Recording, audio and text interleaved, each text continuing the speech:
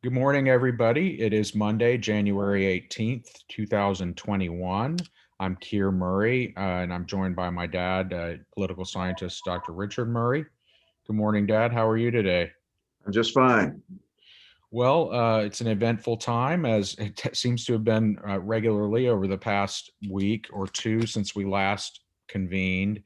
Um, as we sit, we've got about almost exactly 48 hours remaining in the Trump administration. The new president, vice president will be inaugurated at this time on Wednesday.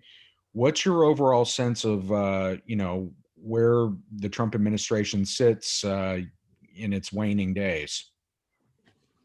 Well, they've had a terrible period from almost any perspective. For the country, deaths from COVID have surged. The vaccines not getting distributed very efficiently. All the economic indicators are pointing south again. So the hope that the economy would get through this until the vaccine started materially affecting things doesn't look like it's panning out. And Trump's behavior is, from my perspective, as something of a political historian, has just been inexplicable. He basically quit being president, except for one last splash. I guess we'll see probably tomorrow of pardoning a whole bunch of folks.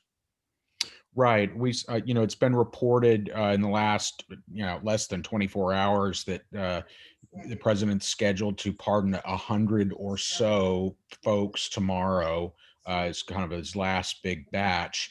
Reporting from Fox News just before we got on says at this point he is not expected to pardon either himself or members of his immediate family. Now, whether that is true or not remains to be seen. But of course, President Clinton had some controversy when he exited office with some of the pardons that he issued at the last hour. How do you think the pardons will play out, and what that will say about the administration, especially if he declines to pardon his family and himself? Well, I separate those two. I mean, pretty clearly he can pardon his family. There's no question about that, of any federal offenses that are looming. But if he pardons himself, he almost assures that that pardon is going to be contested and likely end up before the Supreme Court. And I think Trump's worked pretty hard in the last couple of years to change what we might have thought would be a pretty friendly audience among the Supreme Nine to probably a group of folks that are not going to be well disposed to cutting him much slack. But it's in the last piece of the Trump drama. Who makes the pardon list? Who doesn't? You got a lot of important people like Steve Bannon that are potentially a very important witness going forward here at the ongoing legal proceedings. So, Trump is a person that acts instinctively, impulsively. And I think until he trots out his list, none of us really knows. We're just all guessing.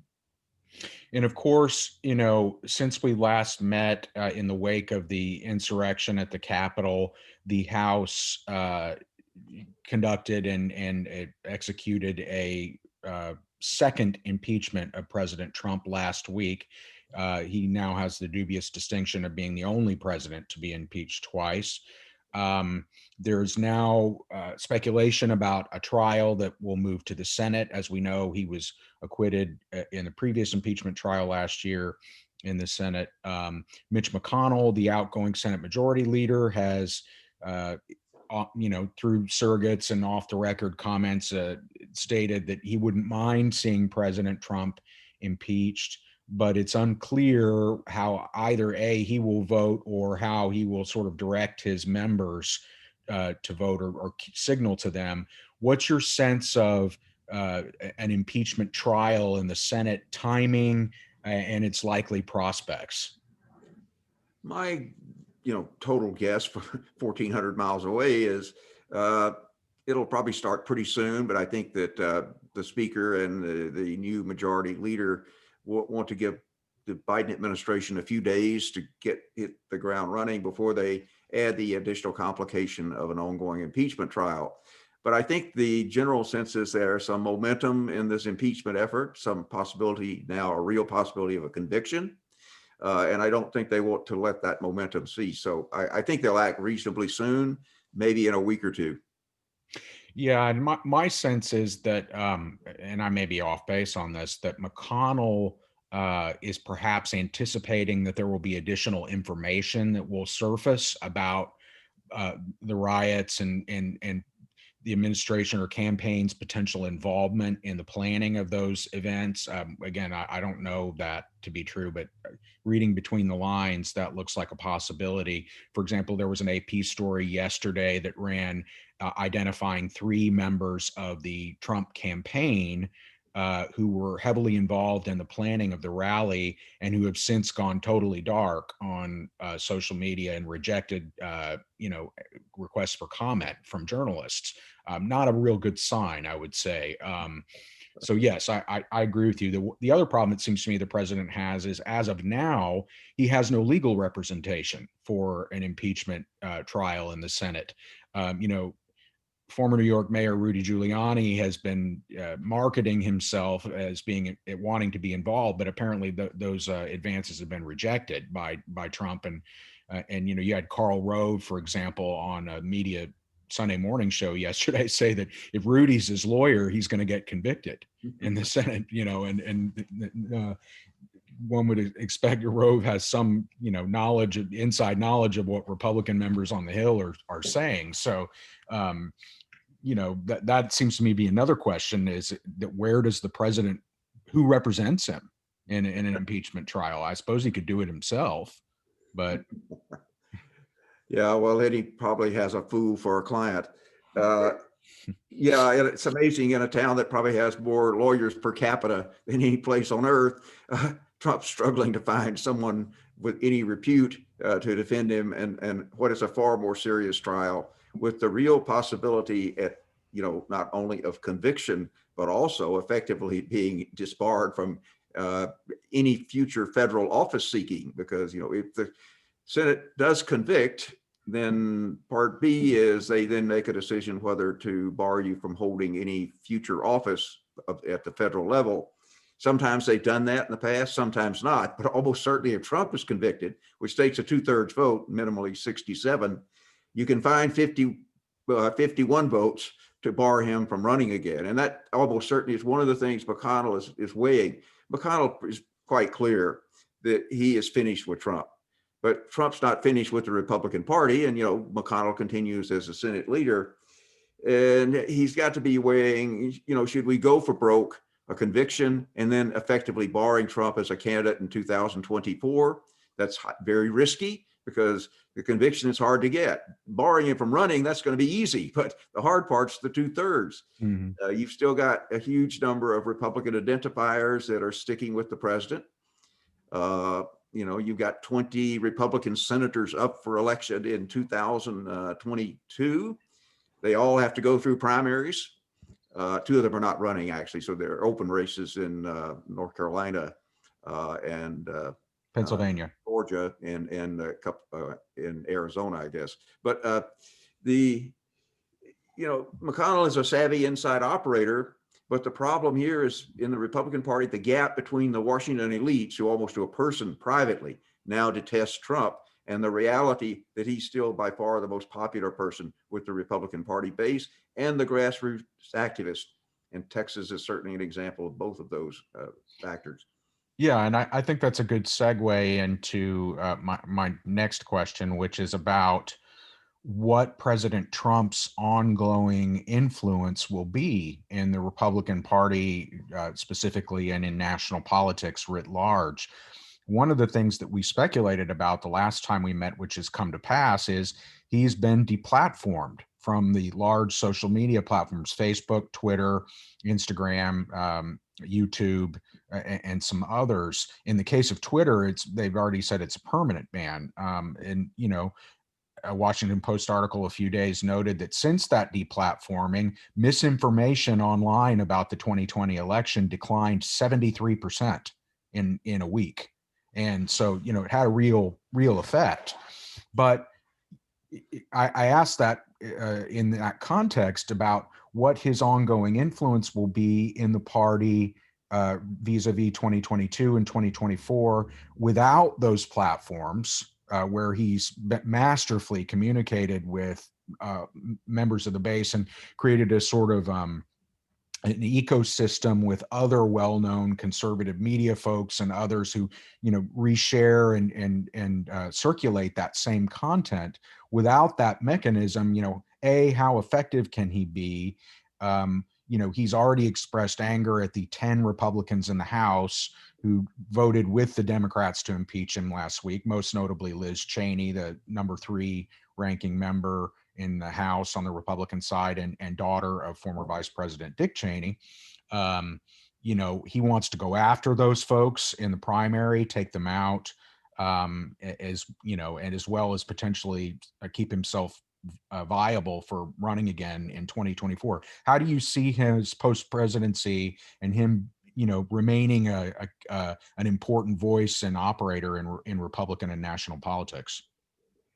Well, if his health continues to be decent, which apparently is the case now, I think one way or the other, he's going to continue to be a powerful force. I'm not an expert on the technical aspects of digital communication, but there are two things we know. Trump has a ton of money. We haven't had a recent accounting of how much his political action committee raised, but I would guess they probably minimally raked in $250 million, and they probably have a lot of that in cash, and most of it is pretty unencumbered. So they've got a base to rebuild a political operation financially. You've also continued to see polling that while Trump's numbers have finally really plunged in the country, not that much within Republican identifiers. He's still got a really big base there. And the combination of being funded and having a core of supporters that are signaling they're just sticking with him, that he's going to be a powerful force to contend with. So the likelihood of a continuing civil war for at least 2 and probably 4 years is very real within the Republican Party. Conversely, the more fractious and far more diverse Democratic Party remains pretty united. It's the party that has far greater breadth in terms of racial, ethnic, religious identities than the Republican Party, which is mostly white, mostly Christian. But the Republican Party is really heading into some turbulent waters. Yeah, and before we leave that, I mean, I just sort of wonder what your impression is of, where we stand as a society when we have a substantial, portion of our electorate and population that is just not moored to reality in terms of basic facts. The biggest one being simply that the president lost the election. He has never publicly admitted that, nor have large numbers of Republican members of Congress. And you have a large percentage of the population that's simply operating under a fiction that somehow this election was stolen from the president, that there was massive electoral fraud. There's no evidence of either of those things. And I say that not as a judgment on folks, but that this is a real problem facing the country if we have a large percentage of the population who's just not willing to accept reality because they're being fed falsehoods by the president and others in his orbit and other Republican politicians. What do we do as a society if we've got, a third of the country that's just off the reservation in terms of basic facts? Well, I think one glimmer of light is that the donor class, which is very important in both parties, but especially within the Republican Party, because historically big business has been more aligned with the GOP, I think the events of recent weeks, and particularly January 6th, were extraordinarily sobering to these folks. Those who have a stake in preserving a stable America that includes things like the peaceful transfer of power, you've got to think the biggest corporations in this country that have been immensely profitable and successful by and large have one of the largest stakes. And, they've signaled pretty clearly, look, we took very seriously that over 140 Republicans, even after the riot, the insurrection, still were willing to disregard the voters in Arizona and Pennsylvania. And I don't think that's going to be repaired very quickly. So one of the factors that's going to put even more pressure on the Republican side, and particularly those who seeking to run for office, is elections are expensive. And the single largest set of donors on the Republican side, successful people in business that have great wealth, a lot of them are terrifically concerned about the direction of the country. And just think we've got to get back to some kind of reset of normal, which means accepting election results, which we have a pretty good record of doing since John Adams lost to Thomas Jefferson in 1800. He's bitter. He didn't go to the inauguration, but he accepted the result. Right. And of course, the complication is just with the advent of social media, you have these communication channels that are free and instantaneous.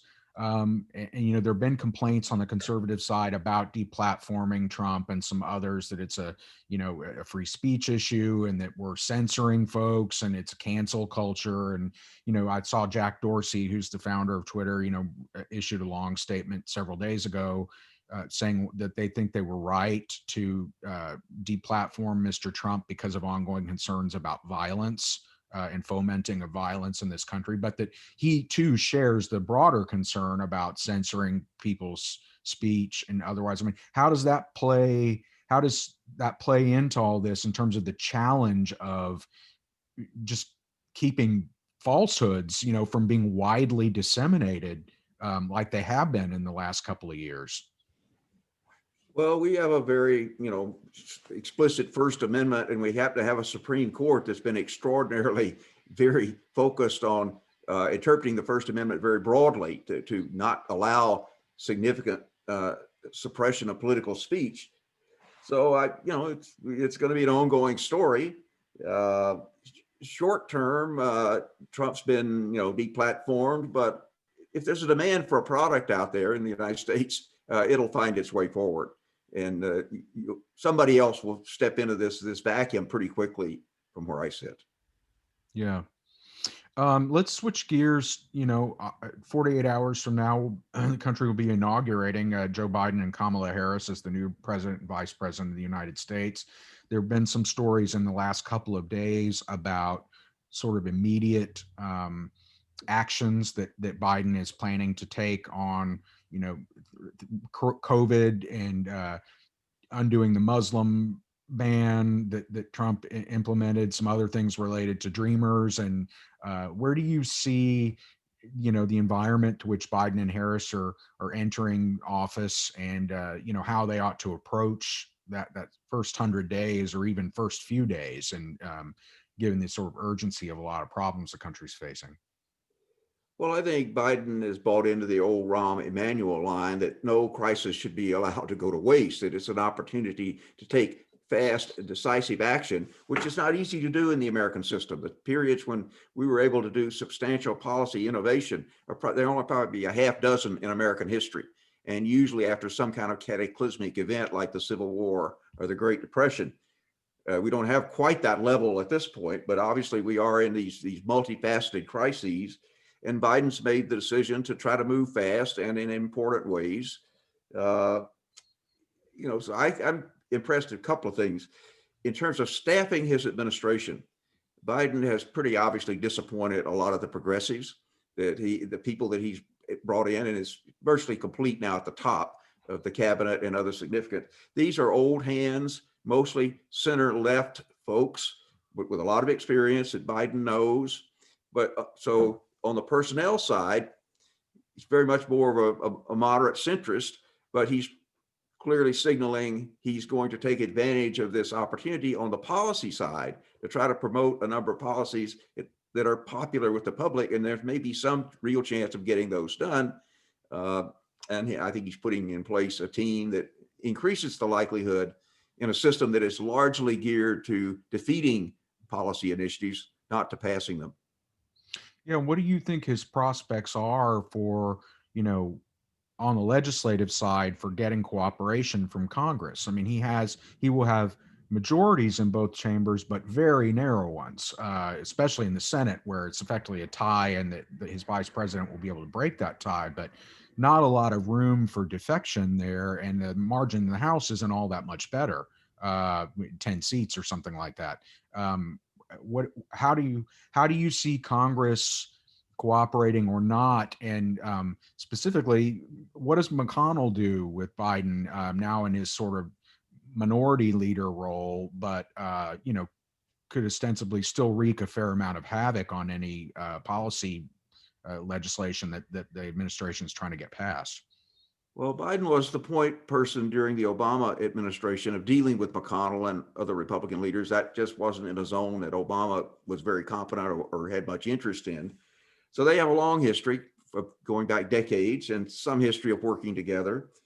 But the Republican Party has been, in most regards, an obstructionist party, except for tax cuts and confirming judges. And I don't think much of that's changed.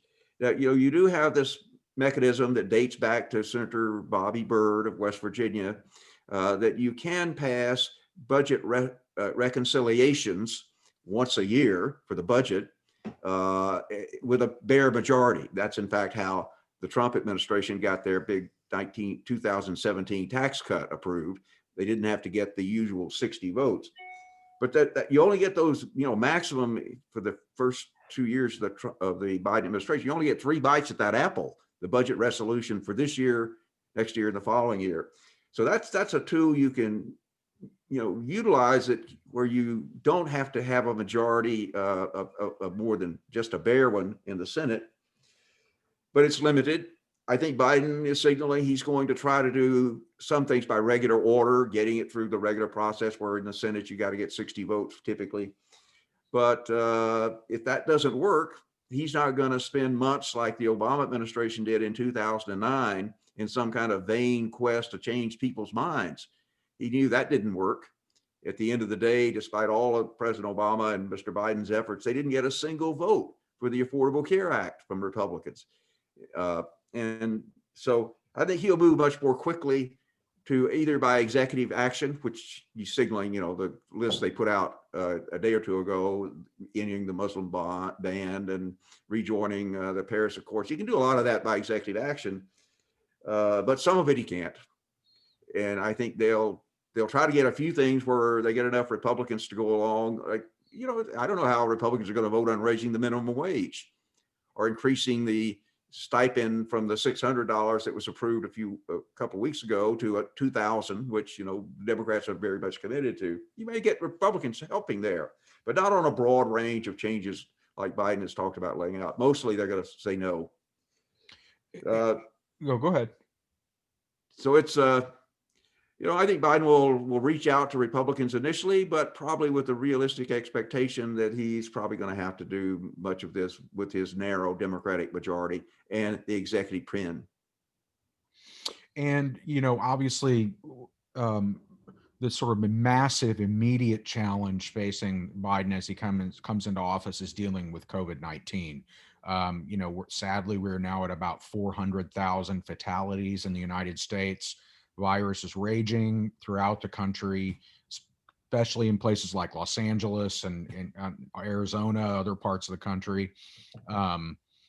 It was expected that now that we've got a couple of vaccines online, that upwards of 20 million people would be vaccinated by the end of the year. We only reached about 4. I think we're around 15 million maybe now, but still behind schedule. And some concern that the promised stockpile of vaccine doses that the federal government was supposed to provide aren't there. It's unclear because the communication with the current administration has not been very open in that regard. What does he do? What does he do about COVID coming in the door, which is the most urgent crisis facing the country, and as we know, key to getting our economy back in order? The two are very closely related. What does he do about COVID starting Wednesday afternoon? Well, for a very short period of time, people are going to cut him some slack because pretty clearly he inherited a terrible mess, except for the vaccine development, which is a great success, and give credit there to the Trump administration for being willing to fund. But in terms of every other aspect, the testing, the setting the example for the country of using masks, the distribution of the existing vaccines, it's been a terrible mess. So Biden has a bit of time, I think, that people will cut him some slack, but not very long. So I think if he's going to get off to a successful presidency, he needs to show some significant movement, say within a 30-day period, that you're getting some of this mess straightened out, that the mixed signals about a national approach to the virus are cleared up, that you get the federal government more involved, across the range that he's talked about, of getting FEMA involved and setting up these emergency vaccination stations. But clearly, this is a big deal, and a lot of things can go wrong. So, and it's not as if when things go wrong, they're going to get any pass for very long. So, yeah, it's a great opportunity. The country is virtually unanimous, and we've got to get this thing under control, disagreeing about exactly how we do it. But it gives him an opportunity to have a big success or step badly into this and lose that chance. And we probably have, I think, 60 to 90 days before people will make a judgment on the Biden administration that they've significantly improved performance. There's hope we're going to get out of this, or more of the same, that we just can't formulate a national policy that seems to be working for people. Yeah, and specific to the inauguration itself, obviously there are a lot of concerns about security for Wednesday morning, afternoon. We know that large deployments of the National Guard have been sent to Washington, D.C. The Capitol area is, now looks like a fortress with big fence line perimeter around the structure, very limited access in and out of that area because of ongoing concerns about more potential violence. What do you, not just in DC, by the way, but at other state capitals around the country where threats have been made? I noted that I believe the Capitol in Austin, for example, is closed until later this week. It was closed, I think, Friday or Saturday because of these same concerns. You've talked about this in the past, but about your concern about increased political violence going forward. What are your thoughts on that now that, that we're 10 days past the insurrection at the Capitol? Well, my guess is because of this massive deployment, which of course is exactly what wasn't done before the emerging threat on the 6th of January, that the national capital is probably going to be pretty quiet. But you do have 50 different state capitals. In some of these states, like Michigan, there are well-organized far-right militia that have already caused a lot of trouble, taken over the state house there. Same in states like Idaho and Ohio. So I think just because there are 50 different possibilities, there's a pretty good chance that there's going to be some disruptive actions, but maybe not on the 20th. But this is not something that's going to go away with the new president and vice president sworn in. With this problem of legitimacy, that perhaps a third of the country is still rejecting them as being legitimately elected.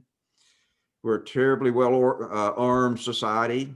You've got a lot of these different networks out there. Some of them have been exposed in the aftermath of January 6th, but if people are following the news, for 20 years, we've been tracking right-wing extremists, and they remain a clear and present danger. Some on the left too, but far, far fewer.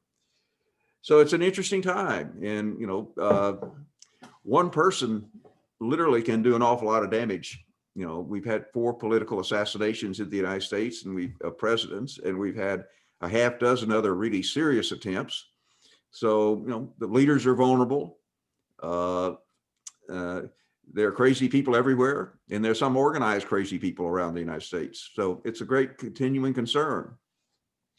Yeah, and as we know, the FBI and other agencies are continuing to investigate the aftermath of what happened at the Capitol. They're still arresting people and seeking others, and those investigations may extend to actual members of Congress, and in a few cases, roles that they might have played in the organization or assisting of some of these rioters. How do you think that plays out? I mean, do you see members being potentially expelled over what occurred? If there's clear evidence that they were complicit in this tragedy, which scared the hell out of the Congress members and their staff and families, sure, because Congress is the judge of its own members, so they can kick you out, as they've done from time to time, like in the run up to the Civil War. But I'm in a wait and see mode there. What's the evidence? I'm not prejudging anything about any member of Congress other than what they've said on the record, and they'll live with that for good or bad. But in terms of actually cooperating with this insurrection and aiding and abetting, let's see what the evidence is. Yeah. And obviously those investigations will go on for quite some time. And one can imagine from a political standpoint that because, Democrats control both chambers, that means they control the committees in Congress, which means I expect we're likely to see very public ongoing investigations of what occurred over the next, 12, 18 months, that will, have some political effect on the country and on potentially Republican members of Congress, some of whom will be standing for election in 2 years. Yeah, you mentioned yesterday when we were talking about sort of Benghazi in reverse. That the Benghazi was a attack that resulted in the death of 4 Americans, including the ambassador to Libya, was a terrible thing, but it pales in comparison to what happened 10 days ago, or on the 6th of January. This has legs. And from my own personal perspective, I think one of the savviest picks that the Biden administration has made is to ask Merrick Garland to give up his seat on the Second Court of Appeals, I believe, where he's a long respected member and for time presiding judge, to come back into the Justice Department as Attorney General. Because Garland has a great reputation. The Senate didn't consider him for the Supreme Court, but everybody that commented said, eminently qualified, very varied career, including initially prosecuting the Oklahoma City bomber back in 1994, 95. And this is the kind of person you need, because these trials are likely to go on for months, if not years. And you just need somebody at the top of the Justice Department that is like Caesar's wife, above suspicion, that nobody thinks of Garland as a hatchet man out to get Republicans, but rather to pursue, where the rule of law takes you. Do you think, not related to specifically to the Capitol insurrection, but do you think the current president and those in his immediate orbit, family members included, have legal vulnerability on the criminal side, potentially? Well, they're being investigated. You got a couple of state level investigations going, importantly in New York, and now potentially in Georgia, where there's a real question based on the evidence that's come to light about, especially the hour-long phone call from President Trump to the Secretary of State, that may well have violated Georgia's election statutes. And you've got again a new district attorney in Fulton County, Atlanta, who's a Democrat. But you've also got a Republican establishment that doesn't have any particular reason to carry water for Donald Trump. So, yes, I think he's got significant exposure, especially at the state level in Georgia and New York and possibly elsewhere. And certainly one would imagine civil litigation, there's going to be a lot of that preceded his time in political office, and I think looks likely to increase as he leaves. And we have sort of, in the irony of people circulating around, George Conway was the lawyer for the private citizen that sued Bill Clinton, Paula Jones being the individual with the suit. And that case was litigated. The Supreme Court said, a president or a former president is subject to civil litigation, and can't pardon yourself out of that. So right. It's going to be great work for lawyers around Washington, even if the president's having a little trouble staffing up for his own impeachment. Yeah, and we're going to cover one more, just very briefly, a little bit of state stuff, and then I'd want to remind folks that they can ask a question in the chat. We've got one queued up as well that I'll get to in a minute, but if you do have a question, just put it in the chat function. We'll try to get to it here at the end. Just briefly, shifting gears to Texas, the legislature convened its 87th session last week. One member of the House has now tested positive for COVID. There were others who were out last week already with COVID who weren't present at the Capitol. So that's going to be an ongoing issue as session gets going. The state comptroller released figures suggesting that the state's financial situation is not quite as bad as many had feared in terms of lost revenue. Not great, but not as bad as had been feared. That dampened the hopes, I think, for some who were looking for casino gambling and potential legalization of marijuana as new revenue sources. Those look less likely to pass this session. What's your sense of where the legislature sits and state government going into this session? Obviously, redistricting is going to at some point become a big issue, although we are still awaiting data from the Census Bureau. Yeah, it's just an unparalleled situation where the legislature can't function as it normally does because the substantial inability to have face-to-face meetings. That and this affects the members and lobbyists and staff, and this is an ongoing story. So it's going to be a very unusual session. It looks like redistricting is going to be hard to do in the regular session. We may have to come back in special session, but that has to be done, particularly with Congress. I mean, we're going to get 2 or 3 new congressional seats assigned here. You got to put them somewhere. And the rule is you have to have exactly the equal population. So we're going to have to do a major redistricting job sometime this year, because we should remind everyone, Texas opens its election window in November of this year. And if you're thinking of running for anything from governor to dog catcher, you got to make a decision in the late summer or fall as to whether you're going forward, and you have to know where the districts are. So redistricting will get done in some form or fashion, and there will be following litigation.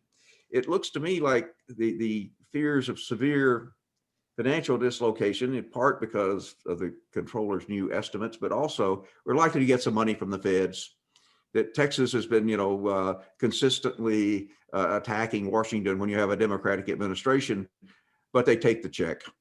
That's what Rick Perry did in 2009, and it paved us, it helped us get through a very tough budget cycle, which much tougher actually 2 years later when the federal money had run out. So I think the worries about severe financial dislocation, based on what we know today, are probably somewhat less than we thought late in 2020. Yeah, and a note that Joe Biden had announced I think a $1.9 trillion COVID relief package, sort of his opening bid, I would say, not necessarily where things will end up, but in that, I believe, was 300 billion or something like that for state and local government relief. Texas is 10% of the country. So if it's a $300 billion program, we're probably going to get, not just for state government, state and local and all the other authorities, Metro, et cetera, we'll probably get maybe a $30 billion hit, which will go a long way to keeping us reasonably whole for the next 2 years. So this is not going to be as bad a session for the legislators as that we had feared, because the state will take the federal money. Right. And I know I'd seen some complaints from Republican members of Congress prior to the last deal that got cut that they didn't want state and local relief in that bill.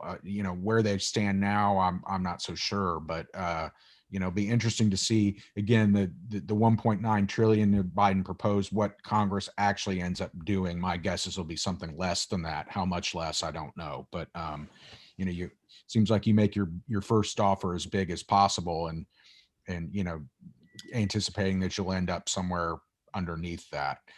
We have a couple of questions related to Ted Cruz and his rhetorical involvement and public positioning relative to the election results, not accepting them, allegations of voter fraud, wanting not to certify the results, and raising those concerns the day even that the Capitol was attacked.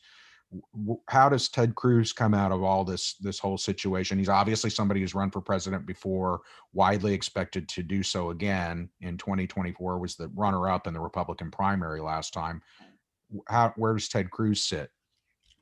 I think he's been significantly and likely permanently damaged, as is the case with Josh Hawley. They're the two ambitious senators that, of course, came forward, Hawley first and then very quickly Cruz, to figure out some rationale for saying we're not really asking to throw out the election, but we don't want to certify the results. Well, kind of a splitting of hairs for a couple of Ivy League law school trained senators, and I think they've both been hurt. A number of people close to them that have been allies and contributors have severed their relationships. And we have this reality that a whole bunch of people are going to run for president in 2024. It's an open seat on the Republican side, of course, with no incumbent. Somebody from the Trump wing or several, maybe a Trump or two. So it's going to be a fiercely competitive primary. And I just think the senator from Texas and the senator from Missouri are going to come into this with some real baggage. And I don't think they're going to end up being the nominee. And even if they were, their chances of winning the presidency have been significantly diminished. Yeah. Yeah. And what about, someone asked as well about Lindsey Graham and his, sort of on again, hot and cold with Donald Trump over the last several weeks.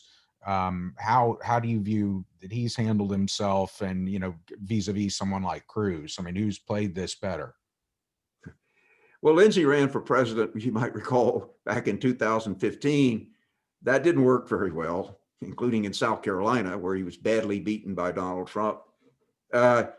Same story if he runs again. He's not presidential now. He's been such a weather vane here, but he's got that 6-year full Senate term pillow he can clutch. So short term, he'll continue to be a force within the Republican Party. But his always very tiny chance of being the president of the United States are virtually zero. Yeah, and just a little bit on, we've seen obviously a lot of speculation about not just what Donald Trump will do potentially in the future politically, but what his kids might do.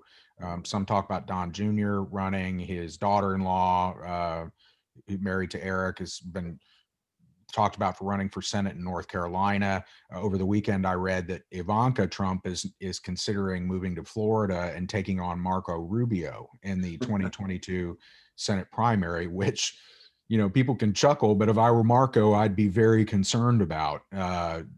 That's a tough race for him, and he's been. It seems to be another member of the Senate who's sort of tried to straddle this, dynamic with President Trump of, not wanting to get on his bad side, but not necessarily approving of everything that he's done, and it's tricky, right? And I mean, who knows? State like Florida, where only registered Republicans can vote in the Republican primary, Rubio would probably be a lot better off in a state like Texas, where anybody can vote in any primary, including all the people that say they're now political independents. But in Florida, a whole bunch of people are registered as independents. They can't vote in the Republican primary. You can switch your registration, but inertia is a factor that not much of that actually happens. So look, everybody on the Republican side that's got to get through a primary in 2022 needs to get their prayer beads out. This is going to be a rough ride. And it's going to start shaping up pretty soon, because if you're going to put a race together in some states like Texas, you got to declare this year. Yeah. Yeah. And I think, that's probably a pretty good place to leave things for today. We're about 45 minutes in, unless folks have additional questions. But lastly, just to wrap up, obviously today is the observance of Martin Luther King's birthday.